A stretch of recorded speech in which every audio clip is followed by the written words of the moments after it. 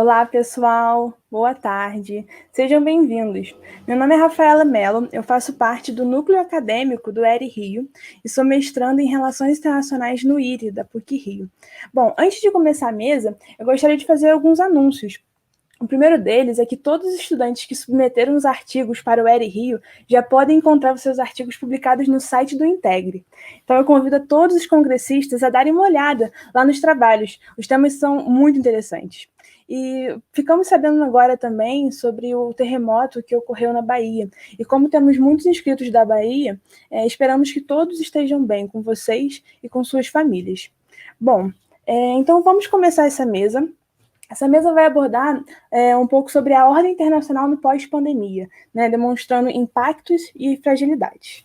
O objetivo dessa mesa redonda, então, é falar sobre as consequências deixadas pelo novo coronavírus nos países, falar um pouco sobre o panorama, né, atual, as fragilidades e os pontos fortes, né, dos países em lidar com a pandemia e até parcerias realizadas entre os países no âmbito da Organização Mundial da Saúde para a criação de uma vacina, além de indicar alguns cenários possíveis numa nova ordem internacional, demonstrando também desafios que os países periféricos estão enfrentando ou vão enfrentar nesse contexto, as disputas e as tendências de um isolacionismo de alguns países e as consequências disso no futuro.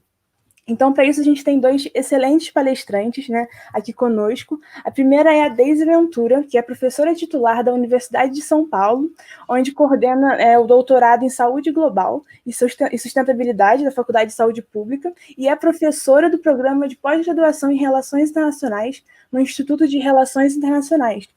É presidente da Associação Brasileira de Relações Internacionais, a ABRE, e é doutora em Direito Internacional, mestre em Direito Europeu na Universidade de Paris I, exerceu a cátedra Simão Bolívar no Instituto de Altos Estudos da América Latina, na Universidade de Paris III, foi professora convidada de Sciences Po Paris e convidada do Instituto de Altos Estudos Internacionais e do Desenvolvimento de Genebra. Foi também consultora jurídica da Secretaria do Mercosul em Montevidéu. E temos também Maurício Santoro, que é doutor em Ciência Política pelo IUPERJ e professor do Departamento de Relações Internacionais da Universidade do Estado do Rio de Janeiro. Foi pesquisador visitante nas universidades de New School, Nova York, e Torquato de Tella, Buenos Aires. Trabalhou na Anistia Internacional, no Ministério do Desenvolvimento, Indústria e Comércio, na Secretaria de Planejamento do Estado do Rio de Janeiro e no Instituto Brasileiro de Análises Sociais e Econômicas.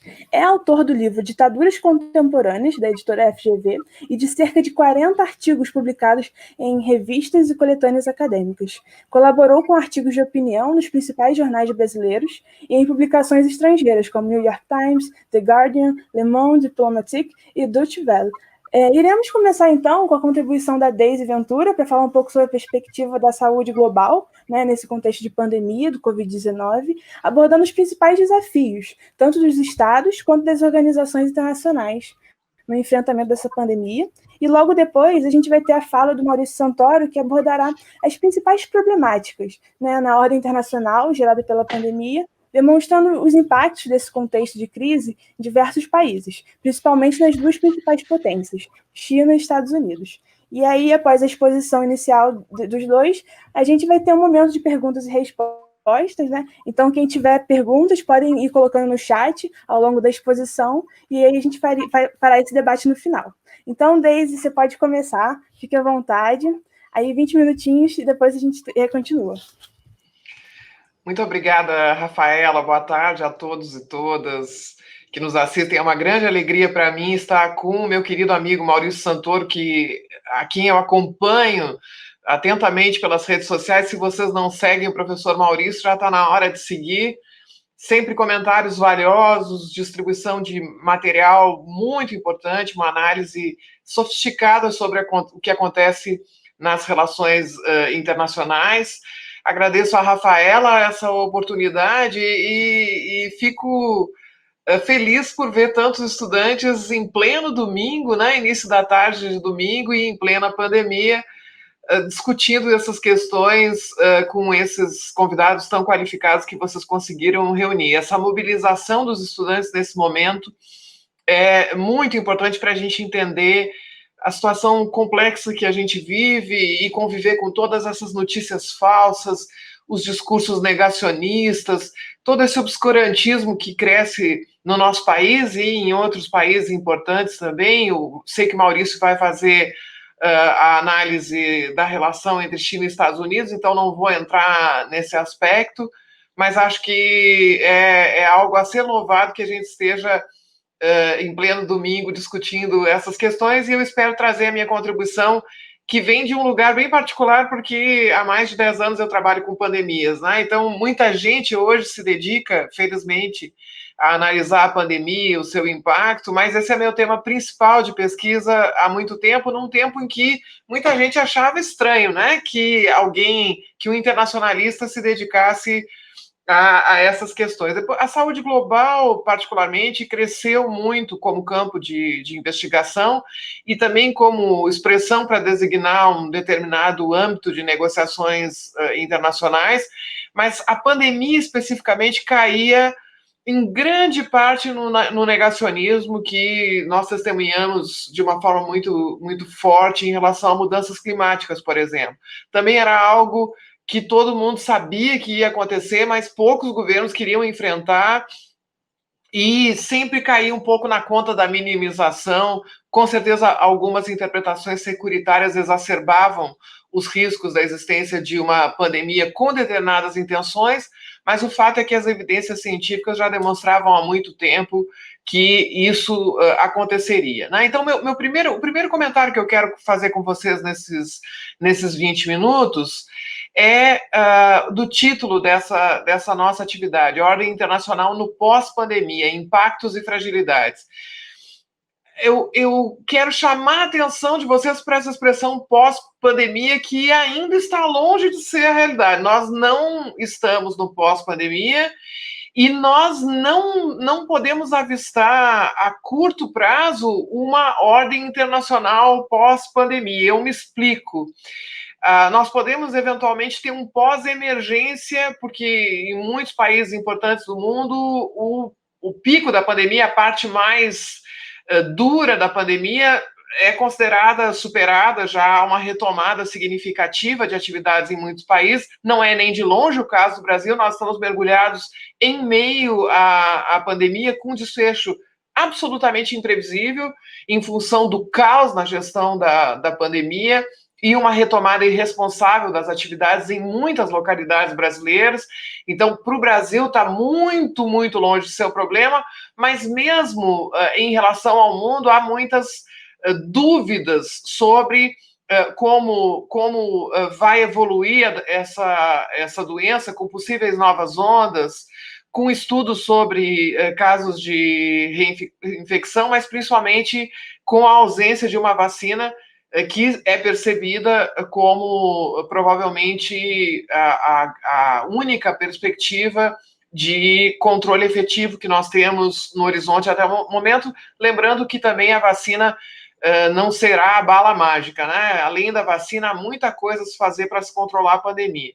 Mas não é só disso que eu falo, né? A gente que estuda o tema há tempo, a gente observa que o intervalo entre esses fenômenos tende a ser cada vez mais curto. Quer dizer, se a gente não ataca nenhuma das razões estruturais que levam à mutação desses patógenos ou ao surgimento de novos patógenos, bem ao contrário, tudo aquilo que é um determinante estrutural da propagação dessas doenças que são ditas emergentes ou reemergentes, o que acontece é que cada vez mais frequentemente a gente vai enfrentar esses desafios, e inclusive, em alguns casos, provavelmente com doenças muito mais agressivas e letais do que é a Covid-19, que já é uma doença com potencial de propagação bastante significativo, mas com uma letalidade menor em relação a outras possíveis doenças ou ameaças. O que eu quero dizer com isso? Se a gente continuar produzindo alimentos do jeito que a gente produz, se a gente continuar desmatando do jeito que a gente desmata, se a gente continuar lidando com os medicamentos, inclusive medicamentos que geram resistência significativa no nosso organismo, se nós continuarmos lidando com a vida de uma forma geral, do jeito que nós lidamos, associando essa maneira de encarar a natureza como se o ser humano realmente tivesse dominado a natureza, né, quando na verdade a gente precisa se ver como um elemento da natureza, né, nós somos natureza também. Isso que eu estou dizendo não tem nada de idílico, romântico, isso é bem objetivo quando a gente estuda a origem desses patógenos, né? Vocês pensem, por exemplo, a gripe H1N1, agora em 2009 e 2010, que vem da criação de porcos, né, que começa ali em regiões dos Estados Unidos e no México, com seus primeiros casos, e que tem a ver justamente com a produção intensiva, com a pecuária intensiva e a disseminação rápida de um patógeno. Então, olhando para tudo isso, a gente não tem nenhuma razão para ser otimista em relação às pandemias que vêm pela frente e em relação ao próprio controle dela. Agora, em relação ao controle dessa que a gente está vivendo nos países que têm respostas catastróficas, como é o caso do Brasil, isso se deve à nossa incompetência, a incompetência do governo federal especificamente e de alguns governos locais. Outros governos locais tentaram dar uma resposta à altura, mas em relação à nossa pandemia, o segundo elemento que eu quero dizer para vocês é de que, ao contrário do que se pode pensar, o Brasil era considerado um dos países em melhores condições para a resposta à pandemia de Covid-19. Né? Não pensem que a gente tem esses mais de 120 mil mortos e esses milhões de casos porque o Brasil é um país subdesenvolvido ou porque o nosso sistema de saúde tem deficiência. Não é nada disso, ao contrário.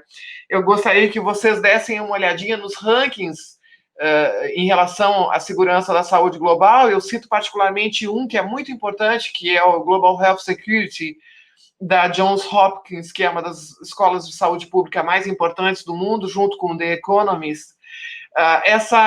Esse ranking, o Global Health Security, que vamos chamá-lo a partir de agora de GHS, o GHS analisa as características dos sistemas de saúde de 195 países. No ranking geral sobre segurança da saúde em relação a emergências, o Brasil ocupava o 22º posto, com certeza o país melhor colocado da América Latina, isso no ranking geral de segurança da saúde global.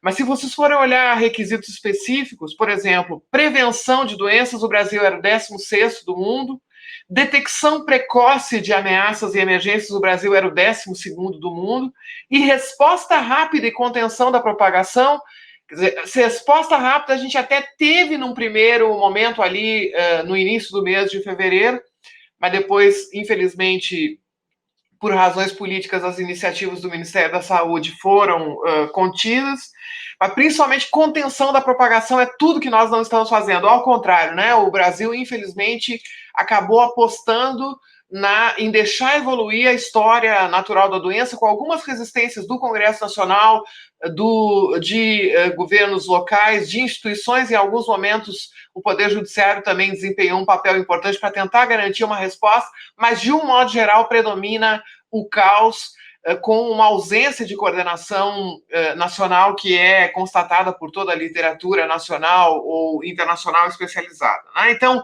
poderia ter sido diferente porque o nosso sistema de saúde é uma referência internacional. Isso é algo que pouca gente sabe.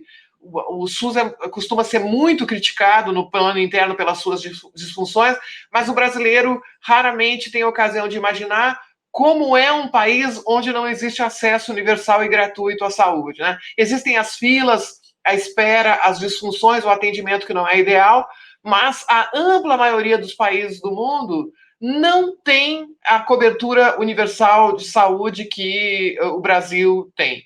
Então, o fato de ter um sistema de saúde com uma rede que integra todas as unidades federativas e cobre todo o território nacional, profissionais altamente qualificados, se eles estão bem distribuídos ou não, essa é uma outra questão, mas programas que são referência internacional, como a Estratégia de Saúde da Família, agentes comunitários de saúde, tudo isso colocava o Brasil entre os países que tinham condições de oferecer a melhor resposta, isso para não falar na nossa rede de instituições públicas de pesquisa, inclusive universidades públicas, que inclusive mostraram que aqui vieram, né? A participação dos institutos de pesquisa e das universidades foi central para que a gente evitasse que a catástrofe fosse ainda pior. Em poucas horas a gente tinha, por exemplo, o sequenciamento do genoma do coronavírus aqui no Brasil, ainda no início do ano, por pesquisadores da Universidade de São Paulo, mas em diversas universidades brasileiras, a Universidade Federal de Pelotas elaborando esse estudo de prevalência, que é fundamental, enfim. Mesmo com todas as dificuldades que nós estamos enfrentando, nós demos uma resposta. Esse é um dos elementos que explica por que o Brasil era tão bem ranqueado entre os países, né? E hoje, infelizmente, é considerado uma das piores respostas do mundo, se não a pior. Temos como rival forte os Estados Unidos, mas uma resposta que é marcada pela atitude do governo federal, de um lado, discurso negacionista, que minimiza a gravidade da pandemia, que encoraja o contágio, e de outro, a obstrução sistemática às tentativas de resposta eficiente por meio de vetos presidenciais, por meio da retenção de recursos necessários à compra de insumos, enfim, algo que surpreendeu o mundo, né? Então, aqui eu continuo meu comentário nesses poucos minutos com apenas mais dois elementos que eu quero trazer para vocês. Um sobre a OMS e o outro sobre o Brasil no mundo. Em relação à Organização Mundial da Saúde, esses países justamente que tiveram a pior resposta, como é o caso dos Estados Unidos e do Brasil, criticaram muito duramente a OMS. E a gente pode se perguntar, então, como será essa ordem internacional pós-pandemia em relação especificamente à OMS. Eu queria dizer para vocês que a OMS não falhou na resposta à pandemia, e para entender isso é primeiro importante entender qual é de fato a missão da Organização Mundial da Saúde. Foi divulgado agora, vocês talvez tenham acompanhado há cerca de 10 dias, um documento da Alemanha e da França, da maior importância, sobre a reforma da OMS. A reforma da OMS é um tema recorrente há décadas, né? Todas as organizações internacionais, como vocês sabem, vivem constantes crises. Elas são organizações que dependem da vontade dos estados que as integram. No caso da OMS, são 194 estados-membros, e do Regulamento Sanitário Internacional, que é a norma sobre propagação internacional de doenças, são 196 signatários. Então, gerar consensos entre esse conjunto de países é algo muito difícil. Então, a Organização Mundial da Saúde tem essa missão fundamental de coordenar a ação internacional, principalmente da família onusiana na área da saúde pública. Ela é uma referência mundial fundamental de evidências científicas e de regulação da saúde, porque ela padroniza os nomes das doenças, ela padroniza a lista essencial de medicamentos, ela padroniza regras para a produção de elementos de acordo com a proteção da saúde, enfim, ela tem uma produção regulamentar do que a gente chama de soft law, que é muito intensa, e ela consegue fazer isso apesar dessas dificuldades de gerir as vontades de estados com interesses tão diferentes. Pois nesse documento que eu mencionei para vocês, que tem cerca de 10 dias, a Alemanha e a França reconhecem que há o subfinanciamento da OMS, isso é algo sabido. A OMS tem um orçamento muito baixo, tem agora, depois do advento da pandemia de Covid-19, tem um orçamento de 6 bilhões de dólares para o biênio 2020-2021, isso é muito, muito pouco, né? Para uma organização que tem missões tão importantes, 6 bilhões de dólares é muito pouco. A grande parte, 80% desse dinheiro é dado pelos doadores para finalidades específicas, então a OMS não pode escolher no que ela vai gastar o dinheiro já vem rubricado, já vem com um alvo certo, que reduz a margem de manobra da organização. Até algumas semanas atrás, o maior financiador da OMS eram os Estados Unidos. Agora, já nos últimos dias, a Fundação Bill e Melinda Gates ultrapassou os Estados Unidos. Então, também, quando os Estados Unidos criticam a Organização Mundial da Saúde, a gente precisa entender que essa crítica é bastante,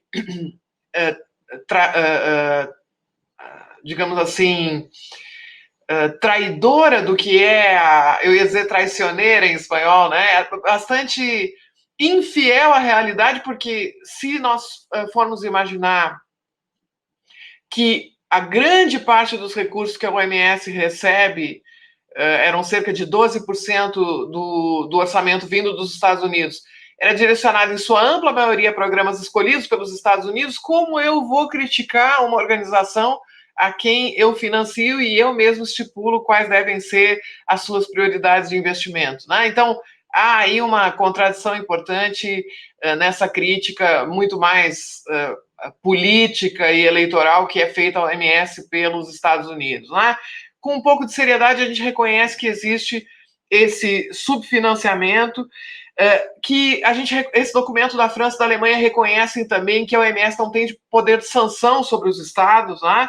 Então, um dos elementos propostos pela França e pela Alemanha é que a OMS passe a ter o poder de investigar os estados quando há a suspeita de que existe ali uma ameaça ou surto. Nessa crítica que foi feita em relação à OMS, predominam informações erradas, como de que a OMS poderia ter forçado a China a fazer alguma coisa, quando a OMS não pode absolutamente nada. Ela não depende da notificação dos estados para dizer que existe uma emergência de saúde pública de importância internacional, mas ela não pode entrar lá no estado. A OMS não podia ter entrado na China e ter ido lá dizer o que a China deveria fazer ou não, né? A OMS foi muito inteligente, ela não tardou. Ela tem um primeiro boletim do dia 5 de janeiro, em que o próprio escritório regional da OMS já identifica essa pneumonia de origem desconhecida em Wuhan. Há um novo boletim no dia 12 de janeiro, um novo no dia 23 de janeiro, que já alerta os países para adotarem medidas de confinamento, vigilância ativa, detecção precoce de casos, isolamento e manejo de casos, etc. No dia 30 de janeiro, ela declara a emergência de importância internacional e no dia 11 de março ela reconhece que há uma pandemia. E existe aí uma manipulação importante. Uma coisa é declarar uma emergência, que é o que a OMS fez no final de janeiro, justamente para tentar evitar que a Covid-19 se transformasse numa pandemia, se propagasse da forma como se propagou. Muitos estados não atenderam às recomendações da OMS, em outros, de fato, a doença chegou de uma forma que não, mesmo com grande esforço dos estados, porque nem todos os países são como o Brasil, na maior parte dos estados, os governos tentaram fazer o máximo para que a doença não se propagasse. Infelizmente, se constatou a propagação internacional da doença. Então, declarar uma pandemia é constatar que há uma grande expansão geográfica da doença, né? Agora, vocês devem estar acompanhando aí dois grandes âmbitos que vão definir o futuro da OMS. Um deles é uma comissão independente que já foi prevista na resolução, a única resolução emanada da Assembleia Mundial da Saúde, que aconteceu agora no mês de maio. Se decidiu fazer uma investigação sobre a resposta à pandemia. A OMS é uma das investigadas, mas todos os países vão ser investigados. Essa comissão é liderada por Ellen Sirleaf, que ex-presidente da Libéria, que foi prêmio Nobel da Paz, e por Ellen Clark, que foi primeira-ministra da Nova Zelândia. São duas figuras de grande valor que vão presidir, então, essa investigação e que devem apresentar um relatório, provavelmente, no início do ano que vem. Agora, no dia 27, o diretor-geral da OMS, o Dr. Tedros Adhanom, anunciou uma comissão de revisão, que é uma categoria prevista no Regulamento Sanitário Internacional, que vai avaliar especificamente o desempenho do Regulamento Sanitário Internacional e que deve se reunir agora já no início de setembro, já deve realizar sua primeira reunião, né? É bom vocês saberem que o Brasil está tentando colocar na primeira comissão, nessa comissão independente comandada pela Sirleaf e pela Clark, está tentando colocar como representante do Brasil o ex-ministro Nelson Taj, que não chegou a ficar um mês como ministro da Saúde do Brasil. Ele tem um elemento a favor dele, que é o fato de ele ter se negado a subscrever esse protocolo de prescrição da cloroquina, que, como vocês sabem, não um uso para a Covid não é embasado em evidências científicas, ao contrário, há evidências científicas de que ela pode fazer mais mal do que bem. Esse é o mérito do Taj. Mas existe um grande problema em relação a ele, que é ele não ter nenhum conhecimento sobre a saúde global. A gente descobriu que tinha pouco também sobre a saúde pública brasileira, e segue essa tentativa do Brasil de colocá-lo nessa comissão, mas essa tentativa entra em concorrência com outros países da América Latina que também querem ter um representante nessa comissão. Não temos maiores notícias sobre a outra, que vai avaliar especificamente o desempenho do Regulamento Sanitário Internacional. Na minha opinião, a OMS é contornável nessa ordem que vai surgir pós-pandemia, e o documento da Alemanha e da França puxa nesse sentido, né, de fortalecer a OMS, aumentar o seu orçamento, aumentar o seu poder em relação aos estados, para que ela possa, de fato, cumprir um papel mais efetivo no controle da propagação. Agora, ela já cumpriu, né? Ela já cumpriu um papel fundamental de formular recomendações, oferecer evidências científicas de qualidade, prover a compra de insumos de saúde para dezenas de países que não têm sistemas nacionais de saúde estruturados, formar profissionais de saúde para a Covid. A OMS ofereceu centenas de formações de emergência para esses profissionais de saúde. Enfim, a resposta da OMS, se a gente for olhar com seriedade e independência, a gente vai ver que se trata de uma resposta extremamente positiva dentro dos limites que ela enfrenta hoje. Mas a Alemanha e a França estão propondo aí que ela desempenhe um papel mais importante no multilateralismo daqui para frente. Tudo isso depende do resultado das eleições nos Estados Unidos, né? E é essa deixa que eu passo, então, para o meu querido Maurício Santoro para a gente continuar esse debate, e fico à disposição de vocês para as perguntas e comentários que vocês tiverem logo a seguir. Muito obrigada, Deise. Foi incrível o seu comentário, né? E agora eu convido, então, Maurício Santoro, né? Fique à vontade, Maurício. Pode começar. Muito obrigado pelo convite, Rafaela. É um prazer estar aqui conversando com a Deise, né? Claro, eu preferia estar fazendo isso presencialmente, tomando um café com vocês no intervalo, mas, dadas as circunstâncias, a tecnologia também nos apresenta, né, soluções bastante satisfatórias. E eu vou fazer uma breve apresentação para vocês, centrada em 3 aspectos principais. O meu primeiro argumento é que a pandemia fez a história pisar no acelerador. Então, não é tanto o fato de que ela esteja criando fatos novos, mas ela está acelerando uma série de tendências globais que já vinham acontecendo nos últimos anos. Nessa linha, o segundo ponto é que uma dessas tendências é a ascensão da China, e que a China tem aproveitado as circunstâncias do coronavírus para aumentar a sua influência internacional, sobretudo junto a outros países em desenvolvimento. E eu vou comentar com vocês um pouco como isso está acontecendo. E terceiro, não vou abordar esse terceiro ponto em tanta profundidade, mas ele vai entrar também, é como a pandemia tem mostrado uma série de problemas políticos, sociais e econômicos dos Estados Unidos, que também já vem de muitos anos, mas que se tornaram particularmente evidentes e dolorosos durante a pandemia. Então, acho que essas 2 grandes tendências, né, uma China em ascensão e Estados Unidos até paralisados em função de problemas estruturais muito graves, vão ficar com muita força como o resultado dessa ordem global que está se redesenhando durante e após a pandemia do coronavírus. Então, começando por essa questão dos conflitos entre a China e os Estados Unidos, né? Isso não veio de hoje, isso não vem nem sequer do governo Trump, é uma tendência que tem ocorrido pelo menos desde a crise financeira global de 2008, e a razão de fundo para a piora dessas relações bilaterais é que a China hoje tem uma capacidade de competir economicamente com os Estados Unidos, inclusive em produtos e serviços de alta tecnologia, de alto valor agregado. O exemplo mais ilustrativo é a questão do padrão 5G de internet, e até a chamada guerra dos aplicativos, né, o bloqueio do TikTok, ameaças semelhantes com relação ao chat. Então, é um cenário novo que não existia há 15 ou 20 anos, quando os produtos de sucesso da China no mercado global eram basicamente produtos industriais de baixo ou médio valor agregado. Um celular muito simples, um aparelho de televisão sem maiores recursos, ou indústria têxtil, indústria de calçado. E agora é diferente, né? Agora a gente tem uma China capaz de competir com o Ocidente, ou até de superar as empresas ocidentais em tecnologia muito avançada. E a maneira pela qual os americanos estão respondendo a isso é utilizar a sua influência política internacional para tentar criar barreiras e obstáculos a essas empresas chinesas em ascensão. Então, isso só se tornou mais claro e mais evidente nos últimos meses, né?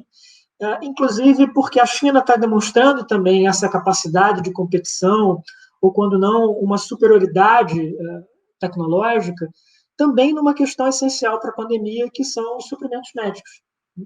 E a gente vai desde a máscara para uso de equipes hospitalares, até aparelhos complexos, como respiradores artificiais, que são muito importantes para os casos graves de coronavírus. Então, a gente tem acompanhado uma crescente securitização do debate sobre medicina, sobre saúde pública, no sentido de que, para muitos países, como os Estados Unidos, o Japão ou países europeus, ser capaz de fabricar esse tipo de equipamento médico se tornou uma questão de segurança nacional. E na própria China também, esse tema tem ganhado força. Os chineses estão discutindo uma nova lei de biossegurança, bastante voltada para essa perspectiva também, né, de conjugar a saúde pública com segurança nacional.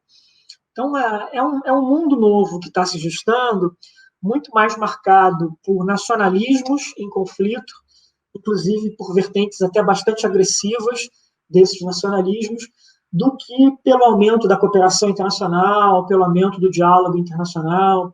Quer dizer, a gente tinha alguma esperança de que essa ameaça comum da pandemia fosse melhorar o diálogo entre os governos, entre os povos. Infelizmente, não é isso que tem acontecido. A gente está vendo, na verdade, um acirramento de todas essas tensões. E, bom, por que eu digo que a China está vivendo um momento de reafirmação do seu poderio, de expansão da sua influência internacional? Primeiro, porque a China respondeu de uma maneira bastante eficaz na comparação internacional à epidemia do coronavírus. A China teve, em números oficiais, em torno de 4 mil mortos na pandemia. A gente não é obrigado a aceitar esses números, é provável que eles sejam realmente maiores do que isso, na realidade, mas vamos dizer que tenha sido o dobro. Ainda assim, é muito pouco na comparação com os países da Europa, para não citar com os exemplos trágicos nos Estados Unidos e na América Latina. Então, para dar a vocês uma comparação, o estado brasileiro onde eu moro, que é o Rio de Janeiro, já teve pelo menos 15 mil mortos na pandemia. Quer dizer, isso é mais do que o triplo de mortos da China, que é o país mais populoso do mundo. Então, uma medida de como os chineses conseguiram responder a isso. O meu argumento não é que a resposta da China tenha sido exemplar, longe disso.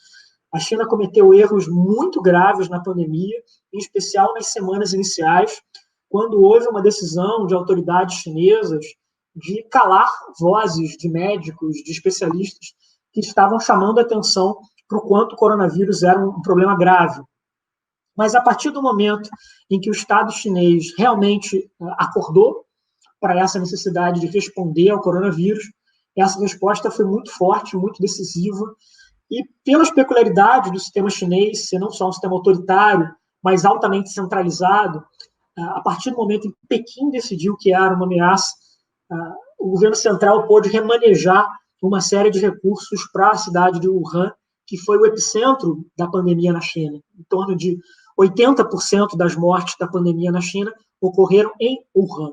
Wuhan é uma cidade muito grande, é do tamanho de São Paulo, né, em torno de 10 milhões de habitantes, mas o Estado chinês foi relativamente bem sucedido em conter o coronavírus nessa cidade e, no momento de maior crise, em levar para lá médicos de outras cidades, de outras regiões da China, o que é uma coisa que, infelizmente, os países democráticos não conseguiram fazer.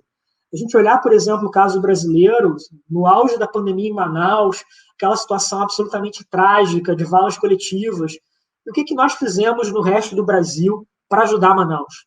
Qual foi a nossa solidariedade com o povo de Manaus, com o povo do Amazonas? Mesma coisa nos Estados Unidos, né? Uma dificuldade muito grande de se coordenar respostas nacionais nos momentos de maior crise em Nova York, em Nova Jersey, né? Então, assim, eu acredito e quero acreditar que as democracias vão ser capazes de promover respostas solidárias, né, de livre, espontânea vontade, de dedicação dos profissionais, mas até agora isso não tem acontecido. Foi um regime autoritário, uma ditadura que conseguiu fazer esse remanejamento dos recursos. Agora, houve uma resposta bem sucedida de vários países do leste da Ásia à pandemia. Não foi só na China. Ela aconteceu também na Coreia do Sul, acho até que foi uma resposta melhor, muito bem organizada, né? Ela ocorreu também no Vietnã, em Singapura, em menor grau no Japão. E reparem que são países que têm regimes políticos diferentes, né? Tem ditaduras, tem democracias, e países que têm níveis de desenvolvimento social muito diferentes também. Tem países pobres, como o Vietnã, países ricos, como o Japão, Coreia do Sul e Singapura, um país de renda média, como a China. Mas o que todos eles tiveram, né, e que está na base dessa resposta bem-sucedida, foram experiências prévias com epidemias localizadas nos últimos 25 anos. SARS, gripe suína, gripe aviária. Quer dizer, a população já sabia mais ou menos o que esperar, os governos já sabiam mais ou menos o que fazer. Eu cito aqui algumas anedotas, mas que ilustram isso. As minhas professoras de mandarim são chinesas, né? E já no iníciozinho de fevereiro, no final de fevereiro, elas já estavam usando máscara aqui no Rio de Janeiro. O que é uma coisa que ninguém estava fazendo naquele momento, né? Mas porque elas já sabiam que era o que ia acontecer e já tinham vivido isso na epidemia de SARS, né? Então já tinham ali um know-how que foi aplicado com sucesso por esses países, né? Bom, por que tudo isso está acontecendo no leste da Ásia, né? Ocasionalmente na África, com a epidemia do ebola, né? Porque são as regiões do mundo onde a urbanização está se dando de maneira mais acelerada. São as regiões onde nós, seres humanos, estamos avançando de maneira mais rápida e profunda sobre o habitat natural de uma série de animais, de uma série de espécies, né? Estamos alterando profundamente vários equilíbrios ecológicos e isso traz um problema. Então, a gente tem estimativas que dos anos 60 para cá, em torno de 60% das novas doenças que surgiram são originárias de outros animais que não nós, seres humanos, e que nós acabamos sendo contaminados por elas em função dessa urbanização acelerada, né? E, no caso chinês, tem não só uma urbanização em altíssima escala, como também hábitos culturais chineses, né? O chinês gosta muito de produto fresco na sua gastronomia. Você vai no restaurante da China, você pode muitas vezes escolher o peixe ou a lagosta no aquário, né? Os grandes mercados do atacado chinês, você compra também animais ali vivos e tal. Então, isso também favorece essa disseminação de doenças, né? É muito provável que o coronavírus tenha se disseminado assim, né, em Wuhan. Houve, desde o início da pandemia, alguma resposta do governo chinês em limitar, em restringir esse tipo de mercado, mas culturalmente ainda é algo muito forte por lá. Isso não vai mudar da noite para o dia, com todos os riscos à saúde pública que esses mercados muitas vezes representam. Mas, enfim, então foi uma resposta relativamente bem sucedida. E agora os chineses têm utilizado essa sua capacidade industrial, esse seu poderio econômico, para a chamada diplomacia da máscara, né? Em doar ou vender a baixo custo equipamentos médicos para países que estão necessitando disso. E para vocês terem uma ideia de como isso está disseminado, eu comentei sobre a diplomacia da máscara em várias análises, etc., mas eu não esperava virar objeto delas. Até que um belo dia a embaixada chinesa mandou para minha casa uma caixa com 100 máscaras, né? Então, elas vêm nesse tipo de envelope daqui, cada uma delas vem com 10, né? E é uma máscara que pode parecer muito simples e muito trivial, né? Mas isso daqui, na verdade, é um produto industrial muito sofisticado. É difícil fabricar uma máscara com essas exigências de segurança. Vários países estão tentando e não estão conseguindo. Os americanos tentaram, na última década, um programa de política industrial para aumentar a fabricação dessas máscaras nos Estados Unidos e não deu certo. Então, assim, não é uma coisa simples, não. E os chineses estão usando isso como parte da sua diplomacia, mas também recursos financeiros mais ortodoxos. Por exemplo, a gente tem agora, com a pandemia, uma crise da dívida externa em gestação que vai se abater com muita força em países da América Latina e da África. E, hoje em dia, o grande credor desses países não são mais os bancos americanos, não é mais o FMI, o Banco Mundial. O seu grande credor hoje é a China. Então, tem uma discussão muito grande entre quem acompanha a política chinesa de qual vai ser a resposta chinesa a essa crise da dívida externa. O que vai acontecer se os chineses vão aceitar perdão de dívida, se vão fazer renegociações, se vão aproveitar essa crise para assumir o controle de infraestrutura estratégica nesses países. Então, essa é uma das perguntas que a gente tem agora, mas a tendência é que essa crise da dívida aumente a influência política e econômica da China no mundo em desenvolvimento. Isso não é pouca coisa. E, além disso, a gente tem também, claro, uma resposta da economia chinesa à pandemia, que, na comparação internacional, tem sido também relativamente boa. Como todos os outros países, a economia chinesa vai sofrer um baque muito forte em 2020. Só que nas Américas e na Europa, esse baque vai ser uma recessão profunda. A estimativa aqui no Brasil é que a economia vai cair 5% em 2020. Se de fato isso ocorrer, vai ser a pior recessão da nossa história moderna, desde que a gente começou a mensurar o PIB. No caso da China, a expectativa é que a economia vai crescer 1 ou 2% em 2020, o que é o pior resultado desde meados dos anos 70. Mas, olha, para o jeito que o mundo está hoje, em 2020, você crescer 1% é bom, né? Mas o que tem acontecido em termos dessa recuperação econômica da China? Ela está muito concentrada naquilo que depende do governo, principalmente investimento de infraestrutura. E ela está indo mal no consumo doméstico, no consumo das famílias chinesas. Né? O consumo é baixo, historicamente, na China, ele é muito menor para o PIB chinês, em torno de 40%, do que ele é para os países desenvolvidos, onde ele é mais de 70%. E é um reflexo também do quanto a economia chinesa se tornou muito desigual. A desigualdade cresceu muito na China nas últimas décadas e tudo está indicando que vai piorar com a pandemia. Então, as famílias de uma classe média mais precária ou as famílias mais pobres estão segurando muito o consumo. Seja porque elas estejam sem dinheiro, seja porque elas estão com medo, estão juntando dinheiro para os meses difíceis que tem pela frente. Então, isso tem afetado também a capacidade da economia chinesa se recuperar. Ainda assim, com todos esses problemas, as exportações do Brasil para a China cresceram 15% desde janeiro. Então, em plena pandemia, elas estão aumentando e estão aumentando muito. Então, atualmente, em torno de 1/3 das exportações brasileiras estão indo para a China. A título de comparação, o nosso segundo maior parceiro comercial, que são os Estados Unidos, representam hoje um pouco menos de 10% das exportações brasileiras. Então, olha a discrepância, né, como a China também está aumentando sua influência no Brasil, apesar da gente ter um presidente que é muito crítico à China, que é muito hostil a ela. Né, mas as coisas estão acontecendo. E passo agora, então, para a questão dos Estados Unidos. Né? Então, se para a China a pandemia está sendo um momento de reafirmação do seu poderio global, ainda que atravessado por uma série de problemas, para os Estados Unidos está sendo um momento até de uma percepção chocante para muitos americanos dos problemas estruturais do país.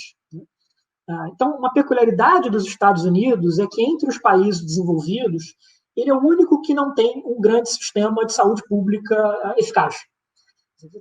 O que o Obama criou foi basicamente um mecanismo de subsidiar o plano de saúde privado dos americanos mais pobres.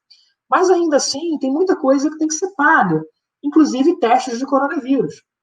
Então, vocês devem ter acompanhado uma série de histórias dramáticas, né, de pessoas que, às vezes, não têm dinheiro para pagar um teste, ou que estão se endividando para fazer um teste, quando não para custear um tratamento. Né?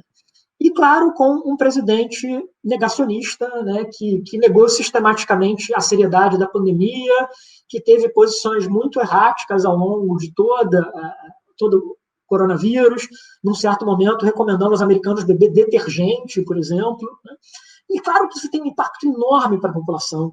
É claro que isso tem um impacto enorme para as tensões políticas que os americanos estão vivendo agora, né? Uma eleição presidencial em plena pandemia, num clima político particularmente acirrado, amargo, agressivo. Né? A pandemia tem ressaltado também o impacto das desigualdades sociais e raciais dentro dos Estados Unidos, com um número desproporcional de casos e mortes entre negros e latino-americanos. Então, reforçando, né, esses desequilíbrios históricos da sociedade dos Estados Unidos, com uma economia que vai entrar numa recessão também muito profunda, agora em 2020, né, e com uma perda de prestígio internacional enorme. Né. Pensem nos últimos 50 filmes catástrofes que todos nós assistimos.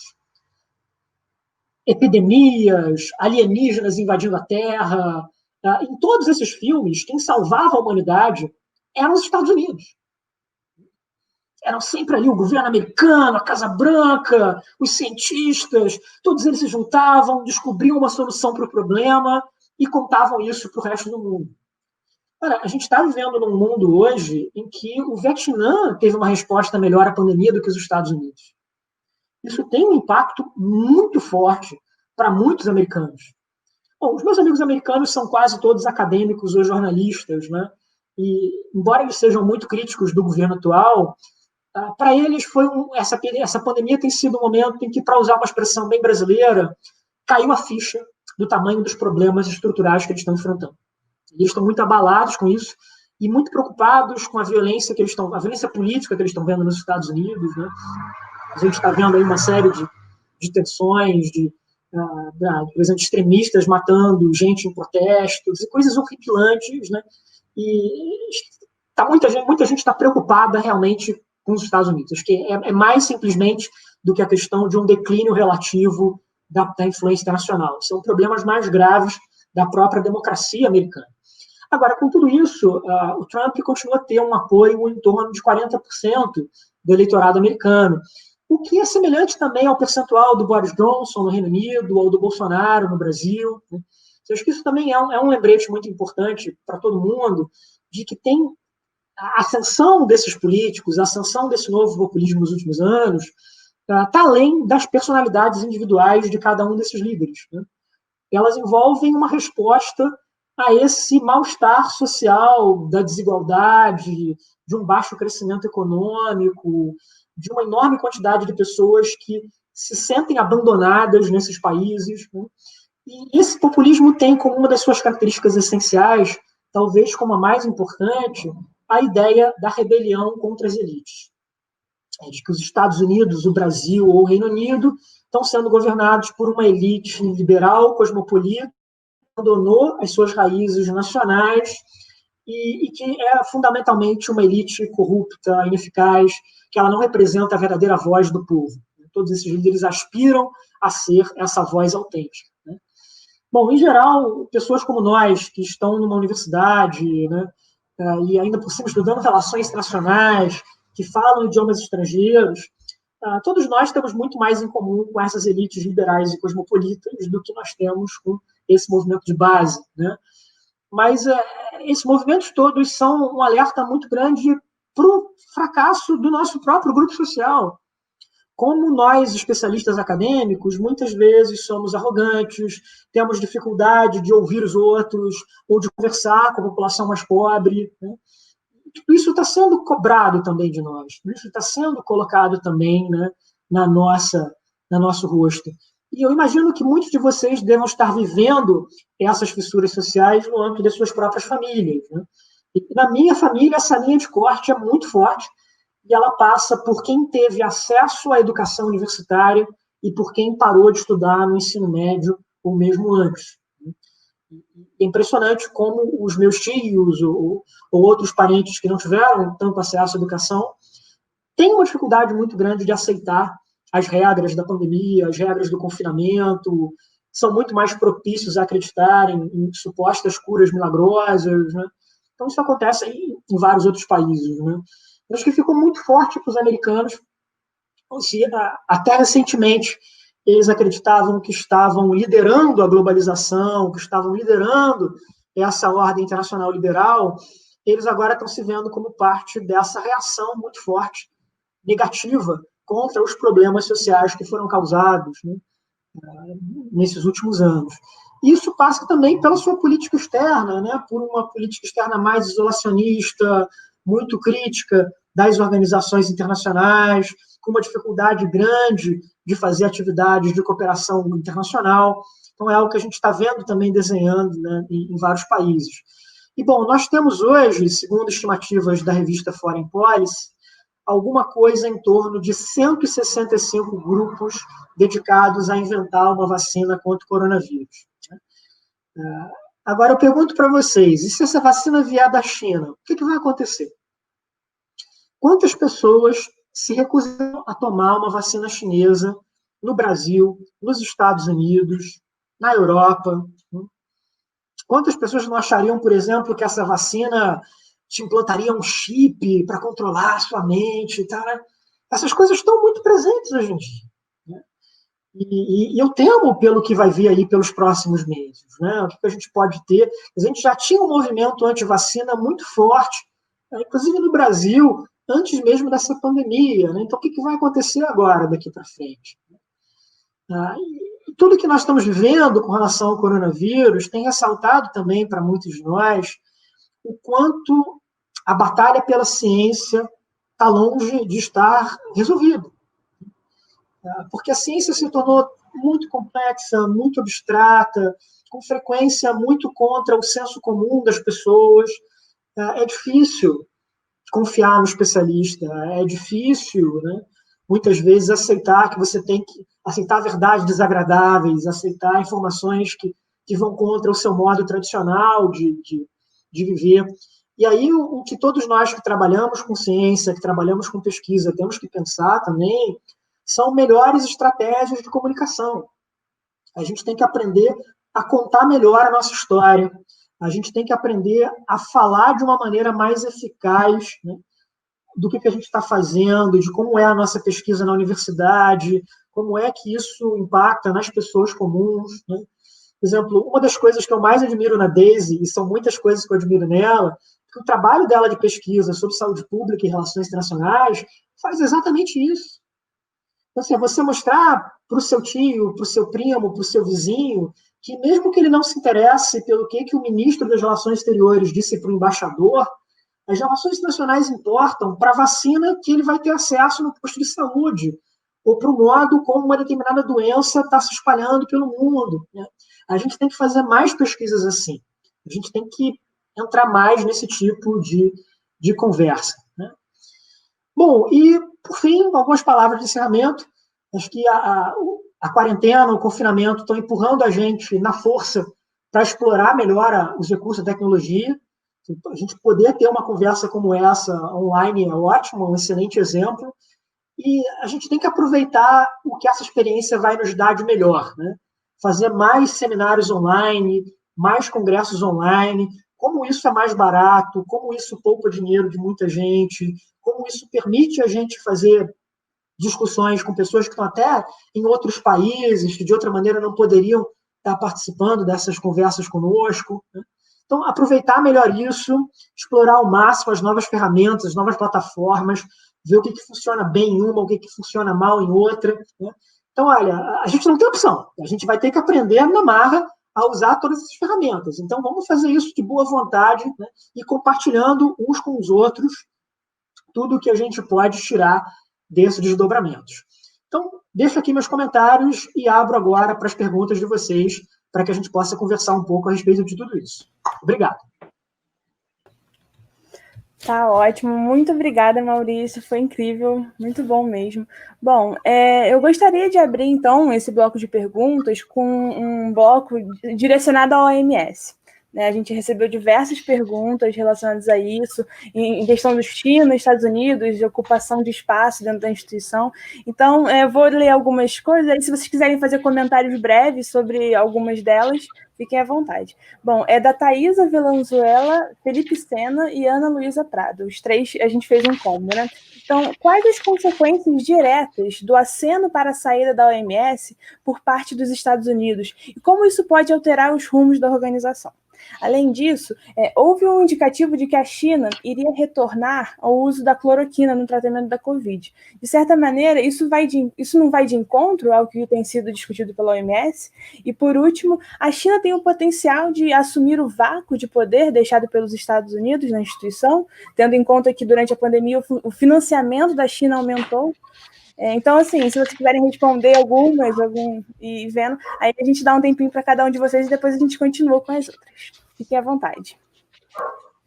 Começa então, Maurício.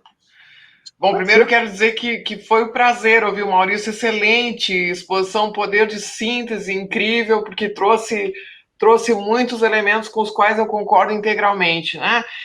Eu só consegui anotar Thaís. No combo eu perdi o nome dos outros dois. Felipe e Ana Luísa. Thaís, Felipe e Ana Luísa, muito obrigada pelas excelentes perguntas. Primeiro, vou fazer meu comentário e depois o Maurício acrescenta o que ele quiser, inclusive me contradiz se ele achar que eu não estou certa. Em relação à saída dos Estados Unidos, quando os Estados Unidos aceitaram a Constituição da Organização Mundial da Saúde, que foi criada em 1946 e começou a funcionar em 1948, os Estados Unidos foram o único país que fez uma declaração sobre a eventual saída da OMS. Não existem regras na própria Constituição da OMS, não existem regras sobre saída. Tá? E nessa declaração, os Estados Unidos criam condições para essa saída, que são o pagamento de todas as dívidas existentes com a organização e o prazo de 1 ano pelo qual ela permaneceria comprometida com a organização. Isso é clássico em cláusulas a gente chama juridicamente de denúncia, né? De saída, digamos assim, no popular, de um estado de um acordo internacional, organização internacional, é comum ter essas cláusulas. Nesse sentido, os Estados Unidos mesmo fizeram essa declaração e se comprometeram com isso. Então, o Trump notificou essa saída, mas ainda falta pagar as dívidas que não são poucas e falta transcorrer esse tempo. O Joe Biden diz que se ganhar as eleições, volta para a OMS imediatamente. Então, talvez ocorra que nem se consubstancie na prática essa saída dos Estados Unidos.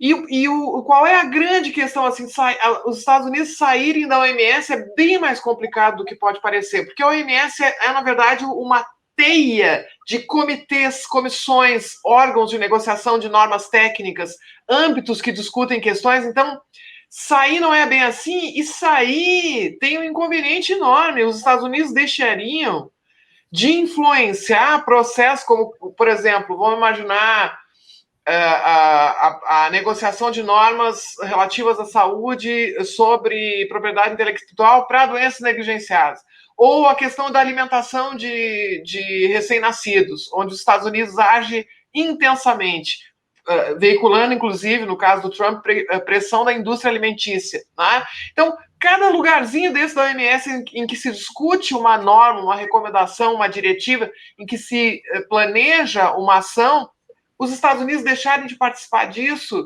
é muito difícil imaginar essa possibilidade. É muito mais um gesto típico de alguém como o Donald Trump, que está apostando na erosão de todo o multilateralismo, né, de toda essa dimensão internacional, e que estava, na verdade, fazendo cortina de fumaça para a catástrofe, que é, como o Maurício já explicou tão bem, a resposta norte-americana à Covid. Então, além de tudo, a influência dos Estados Unidos na OMS é tão grande que é quase como abandonar alguém da família, né? Inclusive, as críticas que precisam ser feitas à OMS, inclusive, a minha produção acadêmica se caracterizou por fazer muitas críticas à Organização Mundial da Saúde, agora por razões diferentes. Eu critico a OMS por outras coisas, não pelo que ela faz certo, né? Eu critico pelo que ela faz de errado, ou muito mais pelo que ela deixou de fazer durante um tempo. Mas em relação à pandemia, eu acabo parecendo uma defensora entusiasmada da OMS. Claro que eu tenho as minhas críticas à Organização Mundial da Saúde, mas não são essas nem de longe. Uma das maiores críticas que eu mesmo fazia à OMS era justamente a influência excessiva dos Estados Unidos. Então, o Trump joga muito com a ignorância das pessoas, né? As pessoas não sabem que os Estados Unidos têm uma influência enorme na OMS. Como é um negócio muito menos... É tangível, né? Quando você vai ao médico, a classificação internacional da doença está em cima da mesa do médico. Mas até eu me dar conta que aquilo é da OMS e que houve uma negociação importante ali, vai um hiato bastante importante, né? Então, há esse abuso da ignorância das pessoas para dizer, não, a OMS... Bom, não é a primeira vez que um Estado sai da OMS, o bloco soviético inteiro saiu da OMS no início da sua história, justamente porque considerava que os Estados Unidos predominavam na organização. Só em 1959 os países do bloco soviético voltaram para a Organização Mundial da Saúde. E quando voltaram, o diretor que geriu essa volta, que foi bem complicada, foi Marculino Candal, brasileiro que foi diretor da OMS entre 1953 e 1973. Outra coisa que eu não sei se você sabe, o Brasil foi presidente do Conselho Executivo da OMS agora, entre 2018 e 2019. Então é mais ridículo ainda o Brasil fazer... O Brasil em algum momento imitou o Trump e depois silenciou, né, com essa bobagem, para não dizer infâmia, de dizer que ia sair da Organização Mundial da Saúde. Sobre o uso da cloroquina, veja, há uma confusão enorme na cabeça das pessoas em torno da cloroquina que é feita propositadamente. O negacionismo científico é algo terrível, não é nenhuma novidade, infelizmente, na história da humanidade. O negacionismo é uma característica das extremas direitas, e vai lá, a gente começou a usar essa expressão negacionismo em relação ao Holocausto, né? E é uma tragédia que está acontecendo nessa pandemia, que aconteceu diversas vezes, e ela está vinculada, do ponto de vista teórico, a ideia de que se a gente admitir as coisas como elas são, se a monstruosidade aparecer como ela de fato é, esses valores, essas pessoas se tornam inapresentáveis no espaço público. Se eu conseguir ver as 120 mil mortes no Brasil como elas de fato são, se eu conseguir ver todas essas pessoas, e se eu souber que essas mortes são evitáveis, e elas são evitáveis, elas continuam sendo evitáveis, essas pessoas não têm mais como agir no espaço público. Então elas precisam negar. E a cloroquina tem desempenhado um papel muito importante nessa negação, tanto de dizer que o governo está fazendo alguma coisa, né, porque ele está distribuindo a cloroquina, como de que ela é eficaz, né? E isso é levado à insanidade, o que o governo federal está fazendo com a cloroquina, com, infelizmente, o apoio de alguns setores da classe médica e outros atores sociais, igrejas, etc., o que está sendo feito é criminoso, e eu espero que esses crimes sejam apurados em todas as instâncias que podem apurá-las. Mas o fato é que um país como a China anunciar que vai tentar usar a cloroquina em algum momento, em determinadas circunstâncias, a ideia de que era possível fazer, que era interessante fazer um teste que perdurou na OMS durante um momento, depois a OMS interrompeu, depois retomou, isso é natural da ciência. Né? Há uma diferença enorme entre apresentar o uso precoce da cloroquina como forma de combate à Covid-19 e ter alguns usos da cloroquina em locais determinados por razões determinadas. Então, a China retomar... Bom, que pena, porque a gente já sabe que não vale a pena, né? Se vocês querem entender essa minha resposta de uma forma mais rápida, pensem na fosfoetanolamina, que veio do mesmo lugar. É o único projeto de lei aprovado pelo nosso atual presidente da República. Era da fosfoetanolamina. Infelizmente, com sanção, projeto de lei que foi sancionado pela presidente à época, Dilma Rousseff, já bastante enfraquecida no final do seu mandato, às vésperas do impeachment. Né? Então, em lugar de eu apostar naquilo que dá certo, eu vou naquilo que oferece uma satisfação emocional a uma base eleitoral, a uma base política. Então, tudo que o Brasil tem, botar dinheiro e investir nos agentes comunitários de saúde para fazer testagem massiva, para fazer prevenção massiva, isso a gente sabe que dá certo. Não é que dê certo, a gente é referência internacional nisso. Vejam a revista Lancet, lindo comentário publicado na revista Lancet por colegas de diferentes países sobre a experiência dos agentes comunitários de saúde brasileiros, implorando ao Brasil que use os agentes comunitários de saúde na resposta à Covid. Usou? Não usou. Então, eu sei o que funciona, máscara funciona, aumentar leito de UTI funciona, medida quarentenária, se necessária, funciona também, não é assim. Medida quarentenária não é. Tem que ver se tem evidência científica, porque senão ela pode ser contraproducente. Não é que alguém seja... Nós da saúde pública, nós não queremos sair fechando todo mundo em casa. A gente não é a favor, em tese, de distanciamento físico, suspensão de atividades. A gente vai olhar cada situação e dizer que tem que fechar. E no Brasil, na maior parte dos casos, tinha que fazer. E continua tendo que fazer em muitas e muitas cidades. Né? Então, não é em tese. Tem que ir lá olhar com base nas evidências científicas.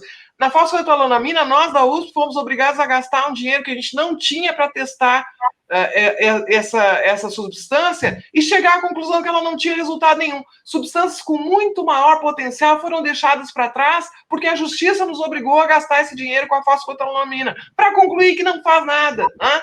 Então, veja, é a mesma coisa. Não com cloroquina tem suas recomendações, tem sua eficácia para outras doenças. Então, ninguém é contra, ninguém demoniza a cloroquina na área da saúde pública. O que qualquer pessoa racional diz é que essa não é a resposta à Covid-19 e que dizer que ela é eficiente prejudica a comunicação de risco durante a emergência. Porque quando eu penso que a cloroquina vai me proteger, eu me exponho e não sigo as recomendações de saúde, tá? E distribuo o medicamento para uma doença que não tem tratamento específico, tem o que a gente chama de tratamento de suporte. Então é um desserviço, é um mau uso de dinheiro público que eu espero que seja punido o quanto antes. Tá? Então, é essa a questão. Um ou outro país começar a usar de novo cloroquina pontualmente, fazendo experimentos, isso aí não me impressiona em absoluto, não contradiz nada, né? Uma coisa é o Brasil investir seriamente em pesquisa sobre a eficácia da cloroquina em relação à Covid-19. É possível fazer um investimento. Outra coisa é a resposta. Não é resposta, confunde todo mundo. Tem juiz aí mandando dar cloroquina, só gerou confusão, é uma lástima. Sobre o vácuo de poder, é claro que eu deixo para o meu amigo Maurício Santoro. Vamos lá. Bom, deixa eu começar pela questão da China nas organizações internacionais. Né? A República Popular da China, quer dizer, a China comunista, foi fundada em 1949 e ela demorou muito tempo até conseguir reconhecimento diplomático de organizações internacionais, de outros países. Esse é um processo que, em grande medida, só se efetivou na década de 70. Teve aí uns 25, 30 anos em que o governo comunista da China estava buscando desesperadamente esse reconhecimento internacional. E desde que esse reconhecimento foi obtido, virou algo muito importante para a China a participação nessas organizações multilaterais e a busca por maior influência dentro delas, o que é algo que a China tem feito, sobretudo nesse período de crescimento econômico prolongado, né, dos anos 80 em diante, e virou um braço fundamental da política externa chinesa. Essa busca por maior influência passa também pela Organização Mundial da Saúde. Vocês podem ver uma série de conflitos entre a China e os Estados Unidos dentro da OMS, como vocês estão vendo na OMC, na ONU, em vários outros lugares. Mas a relação da China com a OMS também é marcada por muitas tensões, por muitas discordâncias, por muitos conflitos. Ela está longe de ser algo perfeitamente bem azeitado. Né? Durante a pandemia, o centro desses conflitos quase sempre foi uma OMS pressionando a opinião pública mundial para reconhecer a gravidade da pandemia, a seriedade do coronavírus, e uma China que, sobretudo nas semanas iniciais da pandemia, vinha com um discurso de não, veja bem, não é bem isso, é um problema localizado aqui em Wuhan, que foi mudando pouco a pouco, mas ficou algo desse ranço, ficou algo dessa dificuldade. E a diplomacia da máscara tem sido exercida, sobretudo, no âmbito bilateral da relação da China com outros governos. E no caso brasileiro, inclusive de maneira muito interessante, uma relação que passa não necessariamente pelo governo federal, pelas autoridades nacionais em Brasília, mas que com muita frequência passa pelos governadores estaduais, que têm posições com frequência muito diferentes daquelas do presidente com relação à pandemia, e que também posições muito diferentes com relação à China. Um caso que mais me impressionou desde o início da pandemia foi o do Maranhão, né, que montou uma operação logística hipercomplexa para trazer ao Brasil material médico, respiradores artificiais, praticamente às escondidas do governo federal. Tem até uma discussão se o que o Maranhão fez foi legal ou não. Né? Então, assim, isso seria inimaginável há 10 anos atrás. E tradicionalmente também, a embaixada chinesa aqui no Brasil lidava só com o governo nacional. Ela falava muito pouco com os governadores, muito pouco com os prefeitos. Isso tem mudado. Os governadores viraram interlocutores fortes da diplomacia chinesa, inclusive com viagens, com iniciativas aí de alto impacto. Por exemplo, o governador de São Paulo abriu um escritório de representação de São Paulo em Xangai, agora anunciou que está organizando uma mega comitiva de empresários paulistas para ir para a China. Quer dizer, claro, aí entra também uma questão de ambição política maior, né, de eventual candidatura à presidência, mas esse jogo está acontecendo em vários níveis, né? Agora, a questão do vazio do poder é mais complicada. Tem muita coisa que a China não tem capacidade de assumir ainda. Ela está liderando a corrida tecnológica em alguns campos, como o padrão 5G de internet, como, em alguma medida, inteligência artificial também, né? Peguem, por exemplo, a questão do TikTok. Por que o TikTok virou essa febre toda que ele virou? Você tem vários aplicativos de celular que fazem vídeos curtos, né? Até porque hoje em dia um imita o outro, né? O que dá certo, o outro começa a imitar. Mas o diferencial do TikTok é que ele tem um sistema de inteligência artificial muito bom. O algoritmo dele é muito bom. Então, isso permite ao usuário receber recomendações de vídeos de temas com os quais ele tem afinidade, que favorece muito usar o aplicativo e favorece muito a viralização dos vídeos. Então, se você está fazendo um material interessante, diferente, engraçado, é mais fácil você viralizar pelo TikTok do que, digamos, pelo Facebook, né, que não vai te mostrar muito para o desconhecido. E essa tecnologia desse algoritmo foi declarada essa semana pela China de interesse nacional. Então, a China decretou uma série de restrições para a exportação desse algoritmo, o que é muito relevante, porque há uma negociação em curso de várias empresas americanas, em especial da Microsoft, da possibilidade deles comprarem o TikTok. Então, se comprarem, não vão levar o algoritmo, que é o mais importante, que é o principal. Então, na verdade, esse redespertar dos nacionalismos, né, esse conflito nacional mais acirrado nos últimos anos, ele está colocando em risco, inclusive, uma série de parcerias bem-sucedidas entre empresas chinesas e americanas e o próprio formato de uma internet comercial aberta, como a gente tem desde os anos 90. Tem um risco muito grave da gente retroceder para modelos mais fechados de internet. Assim, o que a China propõe em termos de governança de internet é um modelo em que os estados nacionais vão definir o que você pode ou não pode acessar em termos de site. Olha, dá para driblar isso?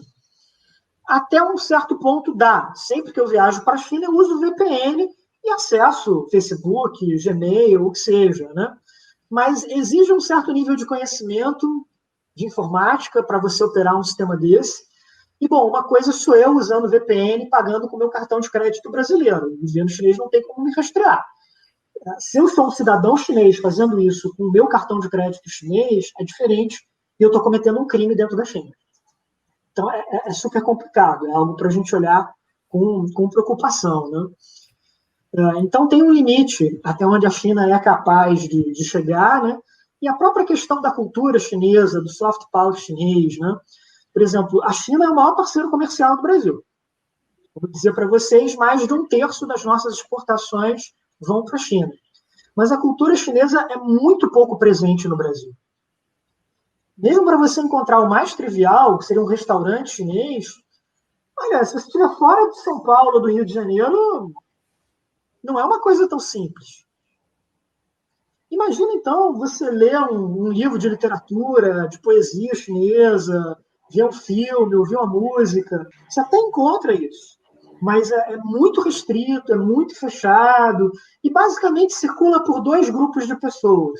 Ou pelos apaixonados pela China, ou por aqueles ali que estão muito envolvidos com, por exemplo, com artes marciais, sabe, com ficção científica, né, que a ficção científica chinesa hoje é de ponta, é super relevante, né, mas ele não vai muito para o grande público.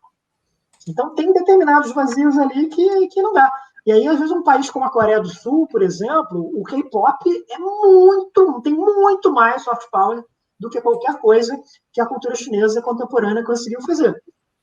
Aliás, tem um exemplo que os chineses gostam de dar, que é aquela série de desenhos de animações do Kung Fu Panda, que é da DreamWorks, né, do estúdio do Spielberg, né? E os chineses falam, pô, a gente tem o Kung Fu, a gente tem o Panda, mas a gente não conseguiu fazer o Kung Fu Panda, né? Foram os americanos que fizeram. São ótimos desenhos e a abordagem super respeitosa da cultura chinesa, super generosa, né?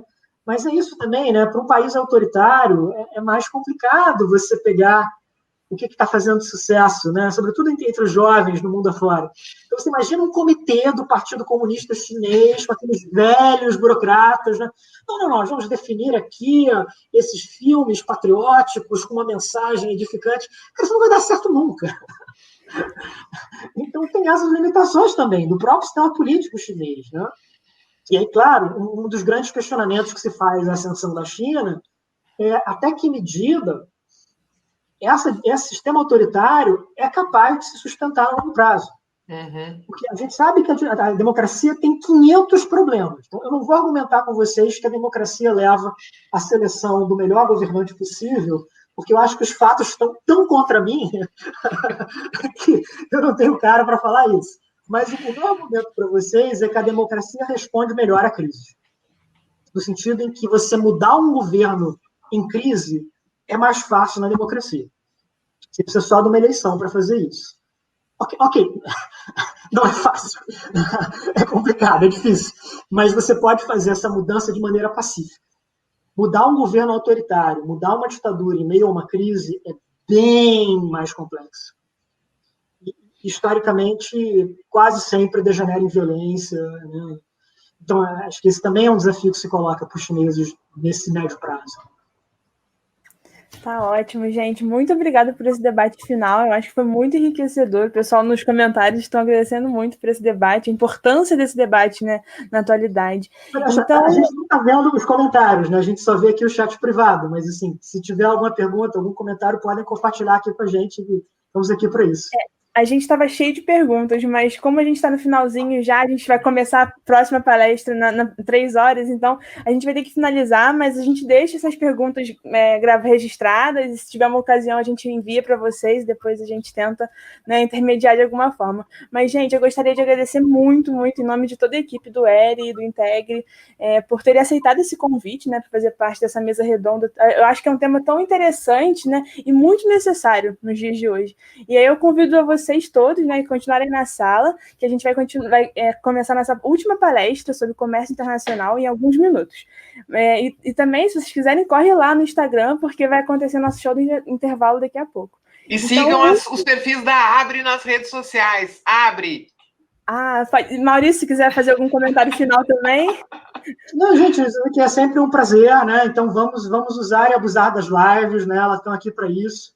E na própria UERJ, onde eu dou aula, os alunos estão organizando agora uma bateria de lives entre setembro e novembro. Vai ter muita coisa legal, muita coisa interessante. A gente vai divulgar também no momento em que tudo estiver confirmado. Mas é isso, a gente não tem escolha a não ser adaptar-nos às tecnologias, a esse momento de confinamento. Mas vamos tentar tirar o melhor possível dele. Vamos tentar usar para fazer coisas legais, para fazer discussões interessantes, né?